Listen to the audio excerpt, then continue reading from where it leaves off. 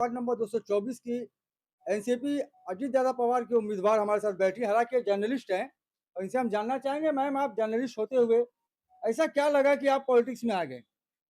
देखिए, मैं बहुत सीनियर साफ़ी हूँ और पॉलिटिक्स में आने का मेरा सिर्फ़ एक ही इंटेंशन है, क्योंकि मैं 26 साल से खिदमत-ए-ख़ल्क़ कर रही हूँ, सोशल एक्टिविस्ट हूँ और मेरे जो इलाकाई लोग हैं, जो 224 के, उनकी डिमांड थी कि सादिया आपा आप बहैसियत जर्नलिस्ट तो हमा वक़्त हमारी खिदमत में हाज़िर रहते हो। अगर आपकी कलम की ताकत के साथ हम आपको पावर में भी बिठाते, तो आप और अच्छे तरीके से हमारे जो मसले-मसाइल हैं, उसको हल कर सकोगे। और उसी मकसद के तहत, उसी नियत के तहत, खिदमत-ए-खल्क़ के तहत मैं ये पॉलिटिक्स के मैदान नहीं, में आपने उतरी। ऐसा क्या काम कर दिया है कि जिससे आपको लोग वोट दे या लोग आपको पसंद कर रहे हैं? कौन से ऐसे काम किया आपने? जी देखिए, कहा जाता है कि पहले ज़माने में बड़े-बुज़ुर्ग कहते थे कि नेकी कर दरिया में डाल, और अब हमारी यंगस्टर कहती है नेकी कर और इंस्टा पे डाल। तो बहरहाल मेरे ऐसे बहुत से, जैसे कोविड का आप मेरा देख सकते हैं, कोविड में जहाँ लोग अपने सैनिटाइज़र से नहा रहे थे, वहाँ सादिया मर्चेंट लोगों को सैनिटाइज़र से लेके ऑक्सीजन की सहूलियत, अस्पताल में मेडिकल दवाइयों की ज़रूरत, उन तक खाना पहुँचाना, सारी जो ज़रूरियात की चीज़ें थी वो मैं हेल्प कर रही थी। और इससे कब्ल भी कहाँ पर भी जो भी इंसिडेंट्स हुए, चाहे बिल्डिंग गिरने के मामलात हुए हो या अस्पताल का, आप जेजे अस्पताल के जो बीच में एक कोई लड़की का इश्यूज हुआ था, उसमें भी आपका कुछ वीडियोस वायरल हुआ जी, था। जी। एक बच्ची, आप लोग के चैनल के माध्यम से याद दिलाना चाहूँगी कि अभी डोंगरी में एक 4 साला बच्ची मिसिंग हुई थी और उसका काफ़ी पेरेंट्स परेशान थे, बट मैंने खुद डोंगरी के सीनियर साहब से राब्ता करके अल्हम्दुलिल्लाह हमें मुंबई पुलिस पर फ़ख्र है कि 24 आवर्स में मुंबई पुलिस ने उस बच्ची को ढूँढ निकाला।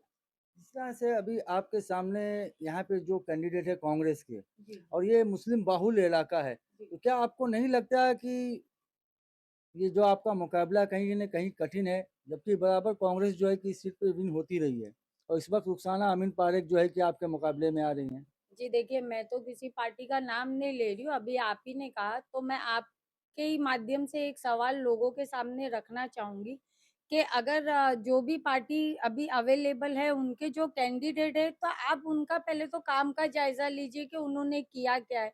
और उससे पहले जो सिटिंग कारपोरेटर थे, उनको टिकट ना देकर आप खुद साबित कर रहे हो कि हमारे कारपोरेटर ने लोगों के लिए काम नहीं किया, तो अब लोगों को डिसाइड करना है ना कि उनके लिए ऐसा कारपोरेटर या ऐसा रिप्रेजेंटेटिव चुनकर लाना चाहिए जो हाउस में उनके मुद्दों को, चाहे फंड से रिलेटेड हो, एजुकेशन से रिलेटेड हो, हेल्थ से रिलेटेड हो, रीडेवलपमेंट के रिलेटेड हो, और उससे भी इम्पोर्टेंट कि आज तक मुझे बता दीजिए, क्या किसी एक्स कारपोरेटर ने कभी क्या यूथ से रिलेटेड कोई कॉन्फ्रेंस लिया, कोई अवेयरनेस प्रोग्राम किया? आज हमारे गवर्नमेंट की कितनी स्कीमें हैं जहाँ हमारे पेरेंट्स को, बच्चों को पता ही नहीं है। आज हमारी बेवाओं की इतनी स्कीम है जो लोगों तक पहुँची ही नहीं है। आज वुमेन्स की एम्पावरमेंट की इतनी सारी चीज़ें, कहाँ किसने किसने अवेयर प्रोग्राम किया या किसने यूथ को अपने साथ जोड़ा? तो आपका कहना ये है कि अब तक जो कॉर्पोरेटर थे या जो फील्ड में आ रहे हैं तो उनके कोई काम नहीं है।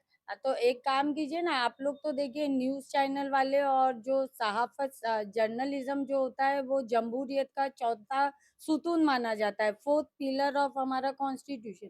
तो आप लोग एक काम कीजिए, जितने वार्ड से, 224 वार्ड से जितने कारपोरेटर हल्के में मैदान में उतरे, आप उनकी एक डिबेट लीजिए और आप लोग सामने सवाल रखिए कि भई हर कारपोरेटर अपना, जो उसने अगर जनता के दरमियान ग्राउंड लेवल पर काम किया है, तो वो काम आप सामने, हमारे सामने रखिए, आवाम के तो मतलब सामने आप ये रखिए। चैलेंज करना चाहती हैं कि जितने लोग मतलब फील्ड में उतरे हैं मुकाबले में, आप उनको ओपन चैलेंज कर रहे हैं कि वो आपके साथ डिबेट कर सकते भाई हैं। देखिए, वो कहावत है ना, हाथ कंगन को आरसी क्या और पढ़े लिखे को फारसी क्या।